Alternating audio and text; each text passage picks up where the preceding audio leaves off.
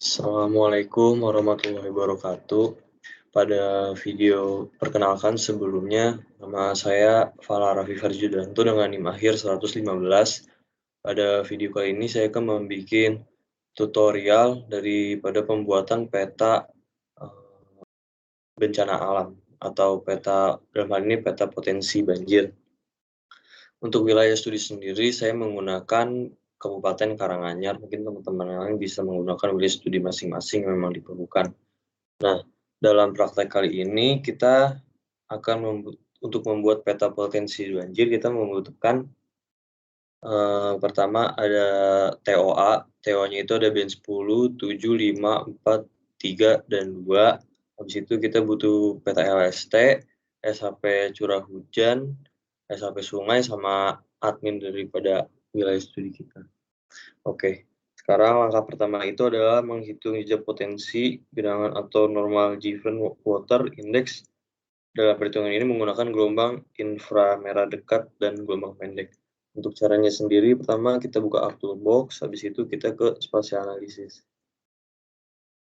Spatial analysis, habis itu kita masuk ke map algebra raster kalkulator. Kita tunggu prosesnya. Oke, kalau udah buka kita bisa masukin rumus. Pertama buka kurung, kita masukin TOA band 5 dikurang TOA band 7. Tutup kurung, dibagi, buka kurung, TOA band 5 ditambah TOA band 7. Tutup kurung. Nah, kalau udah ini kita bisa ganti nama. Ganti namanya di sini jadi NDWI 1. Kalau udah kayak gini kita bisa langsung klik OK. Kita tunggu prosesnya.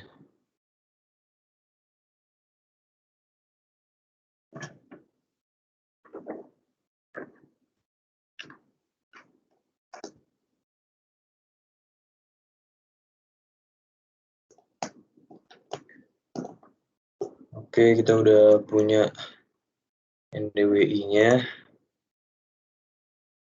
Sekarang kita lanjut ke proses selanjutnya, yaitu menghitung gelombang hijau menggunakan inframerah dekat.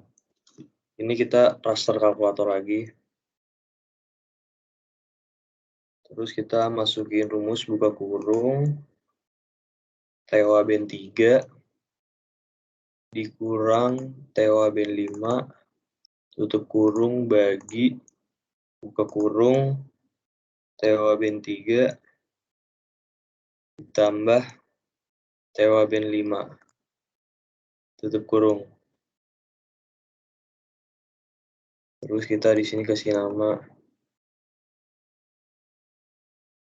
NDWI 2. Kalau udah gini kita klik OK. Kita tunggu prosesnya.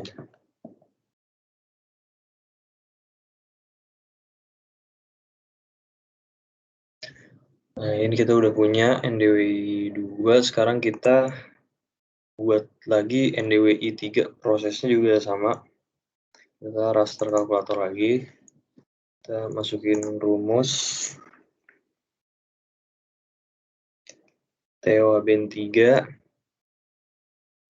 dikurang TOA band 7,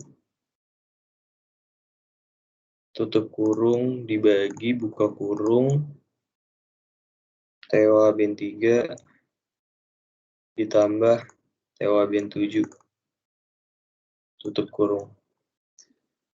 Nah, udah gini kita kasih nama NDWI 3.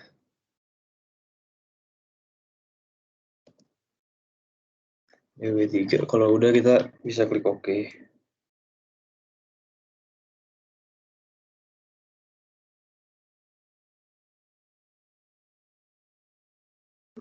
Oke, kita udah punya NDWI 3. Sekarang kita lanjut proses selanjutnya.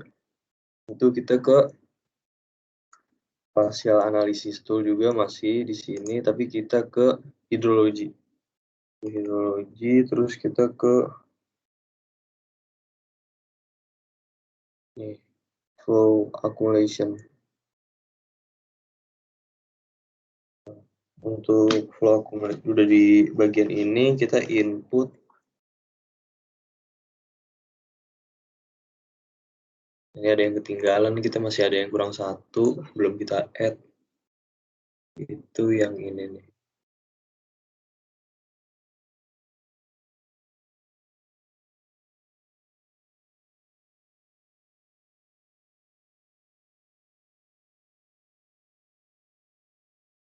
Nah, ini kita add dulu harusnya. Baru kita flow accumulation. Nah, yang di input itu ini Karanganyar SRTM. Karanganyar SRTM, habis itu kita bisa ganti di sini.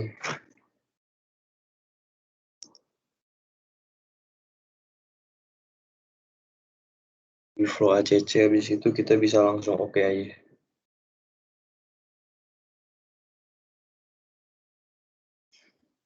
Tunggu prosesnya.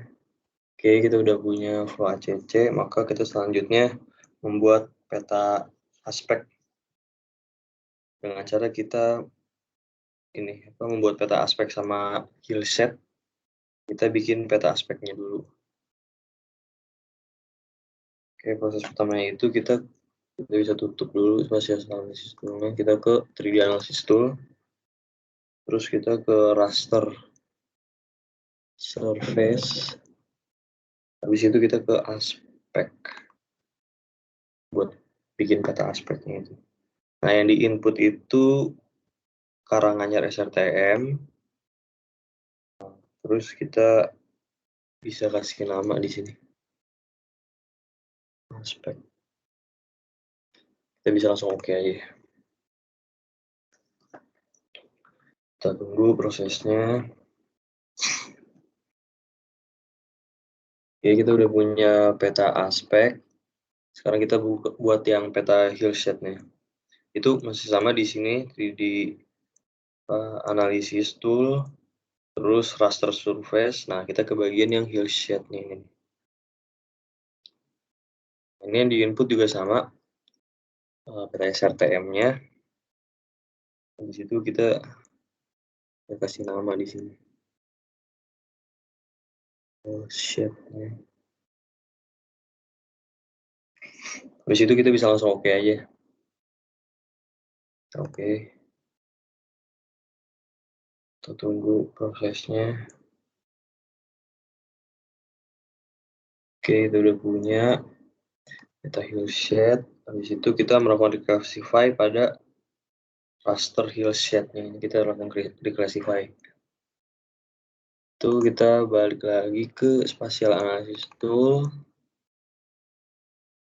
Oke, kita reclassify.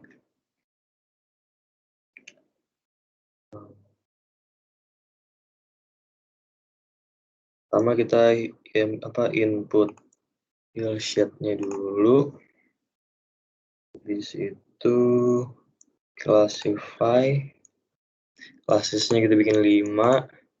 Metodenya itu kita equal interval. Terus kita bisa oke. Habis itu ini values-nya kita bisa reverse.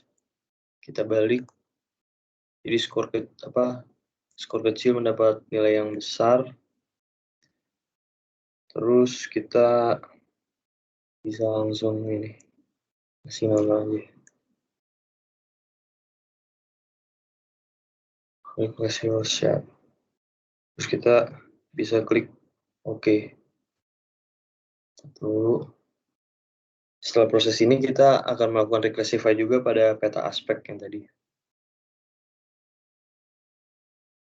Oke, kita udah punya request set. Kita balik lagi, reclassify lagi. Kita input yang aspek. Input aspek. Terus kita classify lagi. Classesnya kita bikin 5. equal interval, metodenya kita klik OK. Dia juga reverse, jadi terbalik namanya. Terus kita bisa langsung kasih nama aja.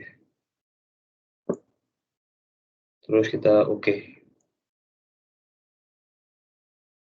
Kita tunggu.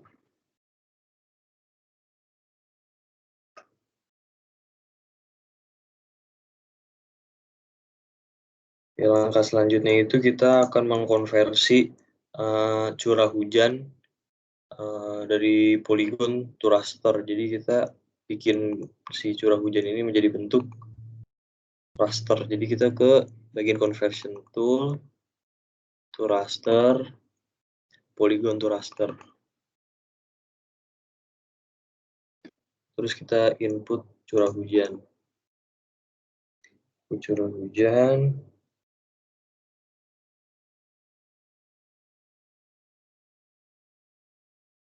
Terus value fieldnya kita pilih yang cek hujan. Di situ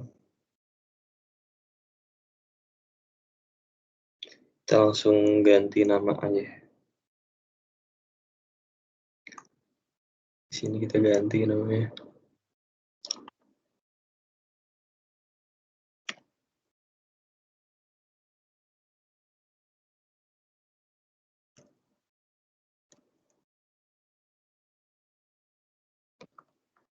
Curah hujan, terus sisanya kita bikin default aja.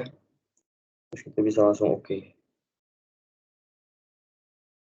Tunggu prosesnya.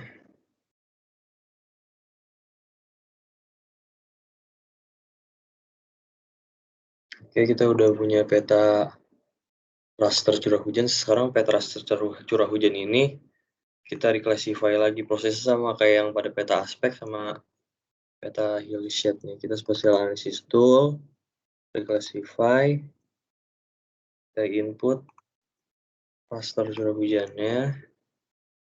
Oke.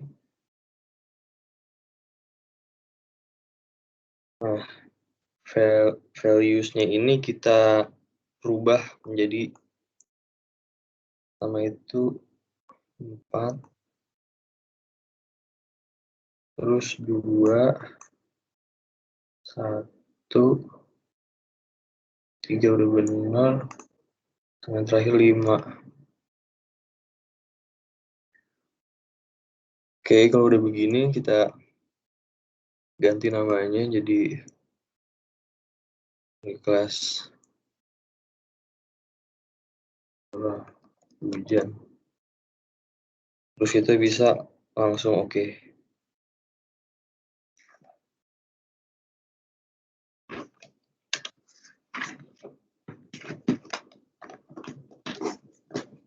Oke, kita udah punya reclass-nya curah hujan.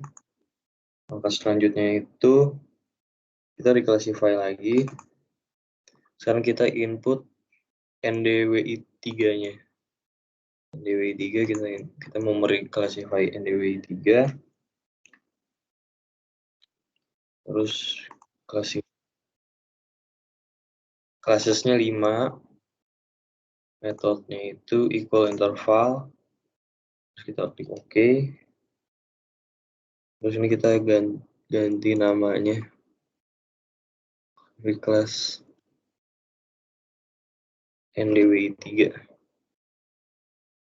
Untuk value sih kita udah benar. Kalau sedikit akan mendapat nilai yang kecil. Habis itu kita OK aja. Tunggu prosesnya.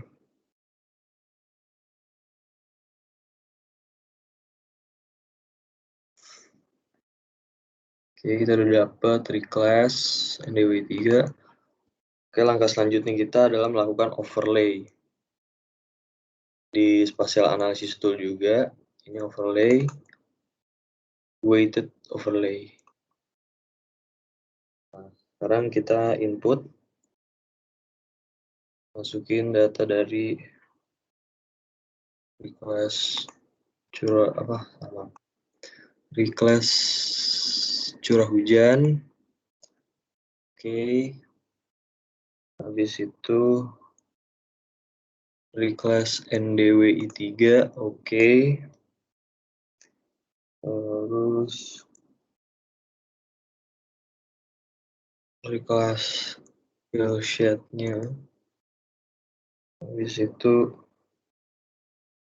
request aspek. Oke. Udah. Nah, untuk influence-nya ini, nilai daripada influence ini kita rubah untuk curah hujan. Kita ganti nilai jadi 40. Terus untuk NDWI 3-nya kita rubah jadi 20. Fill sheet-nya juga sama, 20.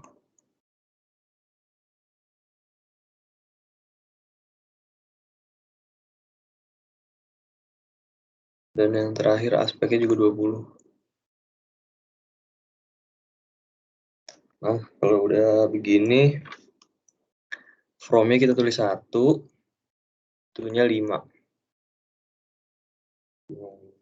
Habis itu kita bisa kasih nama di sini, potensi banjir.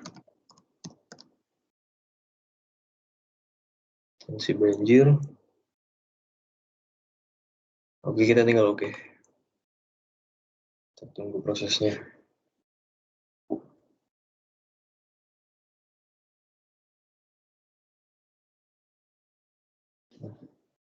Kalau sudah, maka peta daripada potensi banjir sudah jadi dan bisa kita interpretasikan untuk membuat laporan, misalnya contohnya.